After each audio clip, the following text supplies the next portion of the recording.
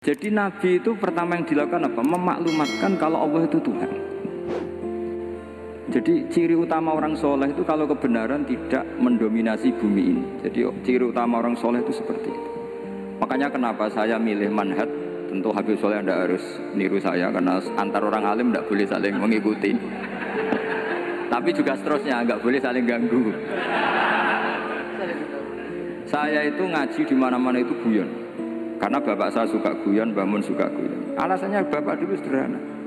Orang sudah nyari hiburan dengan maksiat. Sehingga agama ini harus membawa keceriaan sosial, membawa keceriaan hati. Karena Allah ngendikan kul bi fadlillah wa bi rahmati fa bidzalika falyafrah. Orang tuh harus senang dengan kebaikan. Orang happy dengan tolal badru alina, happy dengan manakibul akhyar, dengan fadlilul akhyar. Karena orang di sana sudah senangnya itu kalau ada maksiat. Nah sekarang agama dibawa orang-orang yang tidak menyenangkan juga. Ngaji teko wis merengut. Ada muridnya salah duduk marah, salah posisi meja marah. Lalu orang-orang kan mikirnya kan, daripada ngaji dimarahin terus mendingan ndak kan. Makanya Nabi itu paling marah itu kalau satu kebaikan jadi problem. Mu'ad bin Jabal itu pernah ngimami lama sekali. Dan yang makmum itu akhirnya mufarokoh. Dulu belum ditemukan fikih, tapi orang ini sudah berani mufarokoh. Jadi ini termasuk mujtahid. Sebelum tahu Fathul Mu'in, tahu Wahab, dia sudah berani mufarokoh. Jadi sudah luar biasa. Karena bangsa ibadah yang agak-agak ngawur itu tanpa diajarin sudah do pinter sendiri. Dia mufarokoh. Ketika dia mufarokoh, komentarnya Mu'ad, dia munafik. Sholat belum selesai kok mufarokoh. Singkat cerita Mu'ad melaporkan itu ke Rasulullah. Si tukang penggembala ini juga melaporkan ini ke Rasulullah. Tapi apa kata Rasulullah? Yang Rasulullah itu yang bela, malah bela yang penggembala tadi. Afattanun anta ya Mu'ad. Kamu itu tukang fitnah. Agama ini kalau kamu model begitu orang lari. Basyiru wala tunafiru, yassiru wala tu'asir. Padahal ini baca Quran panjang, harusnya kan ibadah. Tapi karena ini menjadi problem sosial, orang menjadi tidak nyaman jamaah, itu sudah disalahkan Nabi. Karena tadi, kalau agama ini jadi problem, maka masalah besar. Makanya sifat dasar Rasulullah itu apa? Khofiful ma'unah, biayanya murah. Makanya saya ngaji di mana-mana ya suka seperti ini. Mejanya nggak jelas, pengunjungnya juga nggak jelas. Semakin kacau semakin baik kira-kira. Nah ini pengunjungnya juga seperti ini kan. Nanti sampai hanya pidato, jadi tak beri hak ke jelek saya ini namanya aqomaddin. Kalau faman taroka fakot. Jadi pilihannya kalau gak aqomaddin ya ada medin. Jadi kenapa banyak kiai yang ceria? Karena tadi satu-satunya cara kita menandingi hegemoni maksiat adalah pembawa taat itu ceria. Karena orang itu mesti mencari kebahagiaan. Sebab itu para nabi itu mengajarkan agama ini dengan cara yang bahagia. Misalnya mangqala la ilaha illallah dakhalal jannah. Nabi tidak ngendikan gini, mangqala la ilaha illallah terus sholatnya benar, puasanya benar, belajarnya benar, jadi kiainya benar. Wah itu kalau itu panjang sekali, banyak yang nggak masuk surga. Sementara kubu yang lain kampanye sudah tenang bersama bapaknya di surga.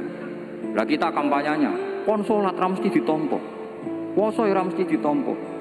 Wes repot, syaratnya ditompo ikhlas wangel, kowe ra bakal iso. Berarti maknane kan ra bakal mlebu swarga. Akhirnya wong kan mikir, wis sholat tetep ra swarga, puasa tetep ra swarga, mendingan ra sholat. Jadi kita ini kan bersaing sama kampanye sebelah gitu. Makanya saya milih manhaj pokoknya Islam apik kan. Tapi bukan berarti saya menyepelekan aturan-aturan dalam sholat dah. Karena yang kampanye itu sudah banyak. Biasanya kiai-kiai sing kereng kampanye tentang sing kereng-kereng. Itu saya manfaatkan ya sudah, itu bagian jenengan. Jadi orang itu harus mikir. Agama Kristen itu diterima di Eropa di mana-mana. Di antara sebabnya adalah karena orang dijamin masuk surga. Orang kayak apa faseknya tetap kalau mati bersama. Kita enggak, sudah kiai, sudah mulang terus masih didoain. Semoga amal baiknya diterima, amal buruknya masih ngebar apa? Dan itu santri saya nanti kalau ziarah saya tuh ya Allah ampuni Gus Bah ampuni. Itu kan ngenyek orang itu maksudnya. Maksudnya bukan, makanya saya pernah ketemu orang yang berfaham Wahabi. Dia nuduh kalau orang doa ke mayit itu minta sama mayit. Saya bilang, saya saja yang jadi mayitnya enggak siap. Kok bisa? Doanya itu doa ngeper. Masa sama gurunya bilang gini, Allahumma in kana muhsinan fazid fi ihsani wa in kana musian. Masa gurunya ditaklek? Jadi dia tidak yakin betul kalau gurunya muhsin. Masih ditaklek, jika guru saya baik maka gini ya Allah, jika guru saya buruk maka gini. Lu saya tuh gak pernah doain Mbah Mun gitu. Tak anggap gak sopan. Jadi kalau saya berdoa, ya Allah, jenengan izzihi apa ya, jenengan balas lah. Izzihi anna anil muslimina khairan katsira. Wa antal ghafurur rahim wa anta gitu. Saya enggak tega muni wa in kana musian. Jadi kayak ada sopan ya. Lo kalau aku yang mati saya bilang gitu. Tak balik malah. In kana musian. Malah ada terusannya bahwa kadzalik. Jadi makanya mereka kan sering pakai dalil. Andai kan tradisi itu benar, maka yang paling pertama melakukan itu sahabat.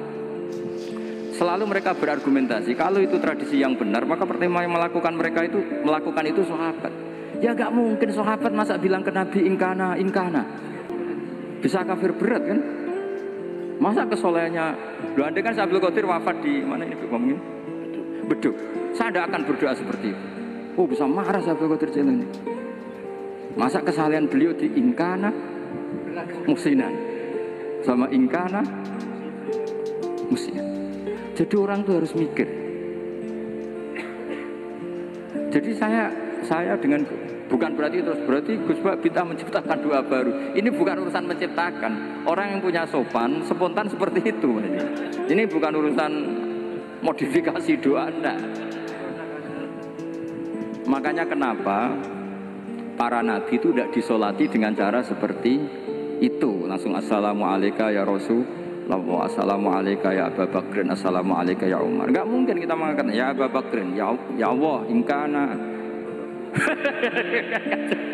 Masa Abu Bakar diingkana? Kalau dia, bukan kalau beliau ashabu Rasulillah, pasti orang Sayyid itu dzurriyyatu Rasulillah, pasti al-Tahirin al-Mutahhari. Guru-guru kita ini guru-guru kita. Jadi tolong doa itu. Nah, kalau terpaksa doa wa in kana musian, anggap saja hafalnya hanya itu, tapi jangan dijiwai, apa? Jangan apa? Dijiwai. Kalau ditanya, "Lho Gus ini orang soleh kok doanya wa in kana musian?" Itu kan guru jenengan. Apalku ikut tok. Tapi ora usah dimaknani, apa? Karena sekali dimaknani nanti kan. Jadi ini urusan etika, urusan rasa. Saya teruskan ya, karena jadi saya mohon sekali, apa-apa itu ada aturannya. Ada aturannya. Ya tentu kita ikut masal saja. Semua selain Nabi, selain para wali kita nggak apa-apa doa wa in kana musinan, wa in kana musian. Tapi di hati kita sebetulnya ketika mengatakan in kana musian itu Coro Jawa hanya rapalan. Rapalan itu ya sudah ngomong saja, tapi nggak usah apa? Nggak usah dijiwai ya. Yang dijiwai kita adalah sifat ghafurnya Allah, bukan status mayitnya, tapi sifat ghafurnya Allah. Karena kata musik itu kan nggak nyaman. Makanya Nabi itu hebatnya Nabi, ya tentu karena bentukan Allah Subhanahu Wa Taala. Adabani Robbi fa'asana ta'dibi. Itu kalau nyifati tentang keburukan orang mukmin itu diikutkan sifat ghafurnya Allah. Jadi misalnya gini kalimatnya, liyukaffirallahu anhum aswa alladhi amil. Atau sebagian ayat misalnya wa yukaffiru anhum sayyi'atihi. Jadi sebetulnya kalau terpaksa mengatakan orang itu buruk, itu sebenarnya dari Allah dulu kita mengatakan Allah itu zat saking baiknya itu mengampuni salahnya seseorang. Jadi nyifati Allah dulu, Allah saking baiknya itu mengampuni salahnya orang-orang baik. Karena orang-orang baik juga manusia, Ustadz juga.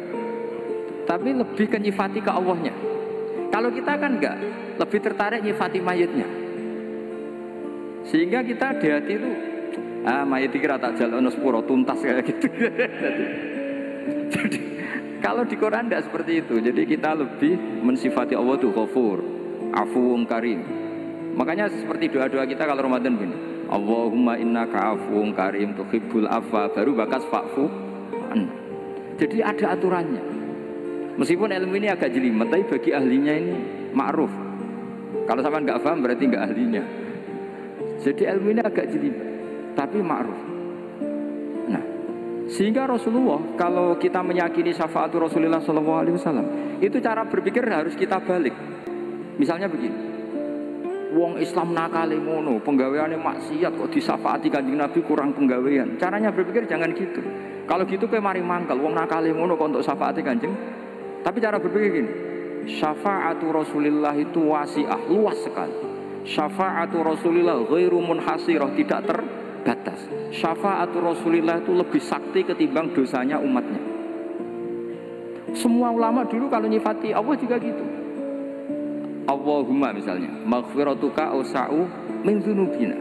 Ya, yang misalnya yang pakai mutakalim ya Allahumma maghfiratuka ausa'u min dzunubi wa rahmatuka arja inti min amali. Jadi jangan kitanya dulu. Kalau kitanya dulu kan nyifati kita dosa banyak. Itu sama ndak usah ngaku sudah tahu semua. Tapi nyifati pertamanya apa? Allahumma maghfiratuka ausa'u min dzunubi wa rahmatuka arja inti min amali. Sehingga dari nyifati maghfiratullah yang wasi'ah, yang tidak terbatas, kemudian kita sah mengatakan bahwa ahlul maksiat pun mungkin atau berhak dapat ampunan. Sama, syafaatu Rasulillah itu ghairu munhasirah, syafaatu Rasulillah itu wasi'ah. Sehingga salah riwayat syafaati li ahlil kabair min ummah. Itu bukan menyangkut melegalkan kabirah, bukan menyangkut mengesahkan orang Islam dosa besar, karena nanti dapat syafaatnya Rasul.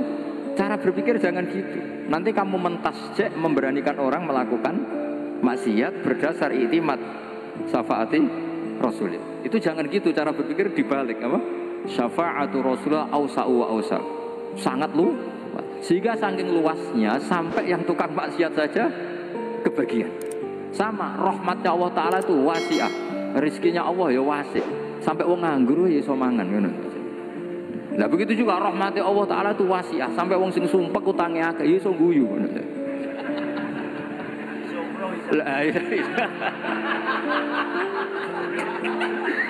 Tapi kalau dibalik, misalnya saya diprotes kiai, saya pernah juga diprotes, Gus umat kok mbok latih guyu, padahal mereka maksiate akeh, utange akeh gini-gini.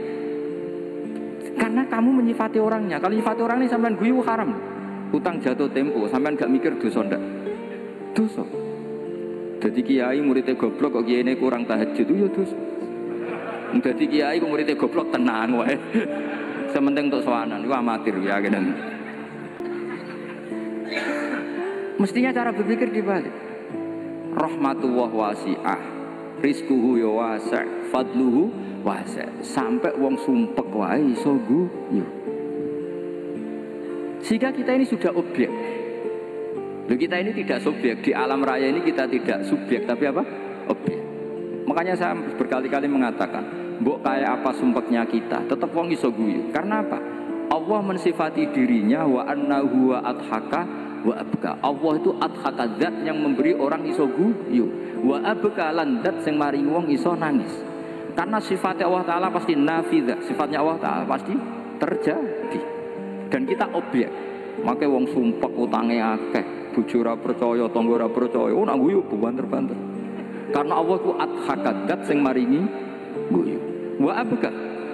Sudah presiden, sudah gubernur, sudah menteri. Nah Allah kepengin nangis no yo. Nangis. Coba ngeluhnya apa kalau misalnya jenengan seorang mantan presiden atau mantan gubernur. Kadang anaknya calonan RT mbok menang gondak. Ngeluhnya apa orang alim misalnya, alim alama, anaknya mau jadi jurumiyah iso. Susah. Kaya raya anaknya jadi pasien, susah. Allah punya cara untuk abegah, untuk bikin orang nangis.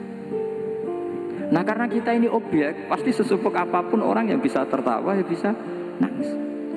Makanya banyak ulama yang nggak terlalu serius mikir agama ini, bukan karena dablek, karena Allah mensifati dirinya Al-Hadi, yang memberi petunjuk. Kita gak ditunggoni Kanjeng Nabi, gak ditunggoni Wali Songo, gak ditunggoni para alawin yang dulu, gak ditunggoni Habib-Habib yang kayak Said Abdul Al-Haddad. Tapi karena Allah itu Al-Hadi, yang memberi petunjuk. Dan sifatnya Allah Ta'ala la budda wa ayat takuna nafidah. Sifatnya Allah pasti nafidah. Amerika kayak apa liberalnya, sekarang trennya juga banyak yang masuk Islam. Kampung-kampung pedalaman nggak ada kiainya, cukup mudin. Kadang membawa agama itu orang yang ke situ mau nyari kayu. Orang di pedalaman Kalimantan, Sulawesi itu pertama itu nyari kayu. Tapi bawaan hidayat, lama-lama bikin masjid. Saya pernah di Korea, ke sana orang nyari uang. Niatnya juga nyari uang. Tapi akhirnya tersiksa kalau enggak bikin masjid. Karena apa? Karena Allah itu Al-Hadi, zat yang memberi petunjuk. Maka kamu tidak usah khawatir. Agama ini pasti jalan ila yaumil qiyamah. Karena Allah Al-Hadi. Sama. Mbok kamu umat mbok weden-wedeni kowe ku amalan ora mesti ditampa. Nek ora ditampa mlebu neraka. Ngono mulai ngaji ya tenang ae. Tenang, santai. Bahkan kadang bilang gini, Pak Yai tadi gak bener. Masa ngecap orang mlebu neraka? Kita yang masyarakatnya gak tahu pintunya. Pak kayaknya tahu pintunya. Karena orang itu punya cara.